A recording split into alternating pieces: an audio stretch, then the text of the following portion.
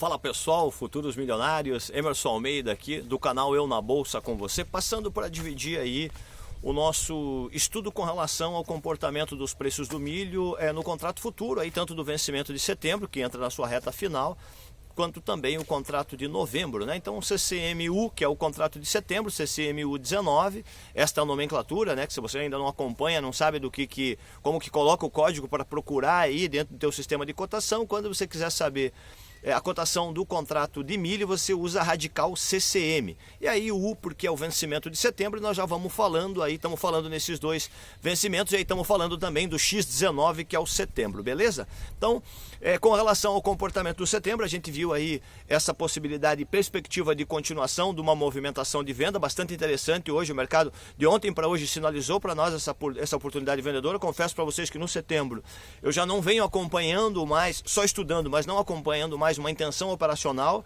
porque migrei e assim, eu não tenho muito volume até para dividir, até dá para operar nos dois contratos, mas prefiro concentrar o meu nível de esforço, né?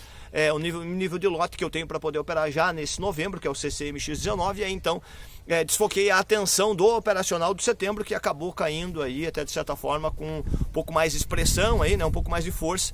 A gente falava, olha se o mercado realmente embalar abaixo desse patamar do 37,10, perdeu 37, deixa espaço aí para vir trabalhar aí numa movimentação um pouco mais vendedora, e aí hoje o mercado vem até o 36,60, dá essa indicação para nós de que tem o próximo número agora da casa do 36,45 e 36 reais. Vamos ver se o tempo aí, né, daqui para frente, esse estudo aqui nosso já tem validade para o pregão de amanhã, hoje é 5/9, a gente já fica como perspectiva do comportamento de hoje. Claro que só simplesmente a gente quer saber o direcionamento dos players em relação ao fluxo do dinheiro, né? Se estão aí chegando com a intenção de sair do setembro, né? E aí entra vendendo já no novembro, coisa que pelo visto hoje não aconteceu. Novembro ficou um pouco mais tímido, até na relação de comparação dos volumes financeiros aí, tanto do volume de setembro, que foi um volume maior do que o de novembro, mas chama a atenção de vocês na seguinte situação, e essa é uma sacada que vale muito a pena você ficar atento.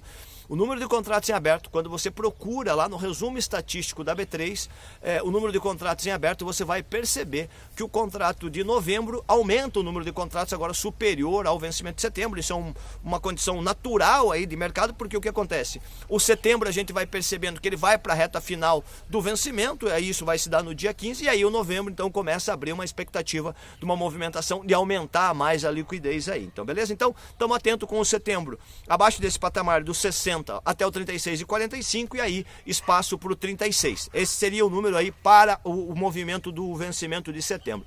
Quando a gente fala de novembro, né, eu falei para vocês que aí ontem eu estava esperando até que o mercado me desse uma sinalização para uma venda abaixo daquele nível do 37,70 e aciono essa condição, né? E aí o mercado hoje mostra para nós uma intenção de trabalhar abaixo dessa faixa de preço, e tenta fazer isso aí, o volume enfraquece um pouco nessa região de preço, e aí o mercado não conseguiu definir uma direção mais precisa, uma direção com mais velocidade abaixo desse patamar aí da casa do 37,50, que é o próximo número que eu tenho como suporte. Então abaixo desse patamar, que para mim tem uma indicação de continuidade na ponta vendedora, que seria o 37,70, abaixo a gente teria o 37,50 e depois nessa condição o 37. Então veja que tem espaço aí para trabalhar com uma perspectiva. Claro que você precisa, lembrando sempre, como eu sempre divido com os meus mentorados e divido com o pessoal que me cerca a nível de conhecimento, muito importante você fazer o gerenciamento de risco na relação risco-retorno da operação que você faz. Eu uso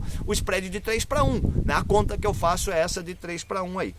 Na condição do movimento de alta, fica um pouco mais disputado aí a perspectiva para que o novembro vire para uma posição mais compradora. Isso não fica descartado, por isso que a gente usa o stop, para que o mercado então volte a trabalhar acima de 38, 38,10 com o volume financeiro, e aí a gente vai ver no nosso estudo do gráfico diário para ver se realmente ele tem uma agressão de intenção para que se transforme num movimento comprador e um pouco mais contínuo. A gente estamos aí esperando, avaliando essa condição. Enquanto isso não acontece, seguimos aqui estudando a possibilidade do direcionamento ainda um pouco mais no viés vendedor, e esses números aqui que eu passei para vocês são os números de atenção que tem validade para o pregão de amanhã. Abaixo desse patamar, ele fechou a 37,77, né? Fica então aí 37,80 para arredondar na cabeça, 37,80 para 38, daí 38,10. E o pessoal fala, Emerson, mas aonde fica as operações aí com relação a day trade, com relação a fazer operações de swing trade.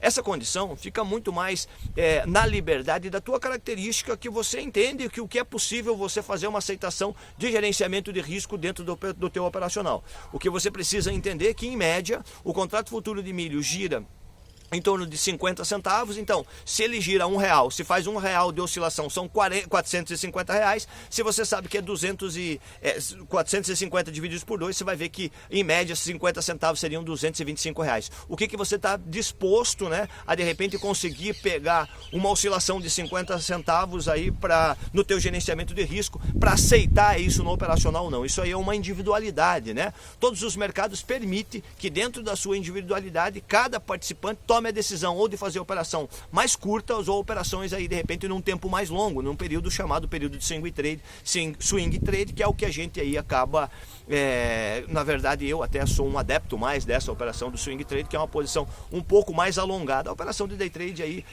tem momentos em que o mercado sinaliza essa condição para que a gente possa fazer. Beleza? Então, atenção aí nesse gerenciamento de risco, estamos aí seguindo com os nossos estudos, porque você sabe que cada vez que a gente estuda de uma forma conjunta, o nosso nível de conhecimento se amplia, tá beleza? Porque eu na Bolsa com você, juntos investindo cada vez melhor. Muito obrigado e até amanhã.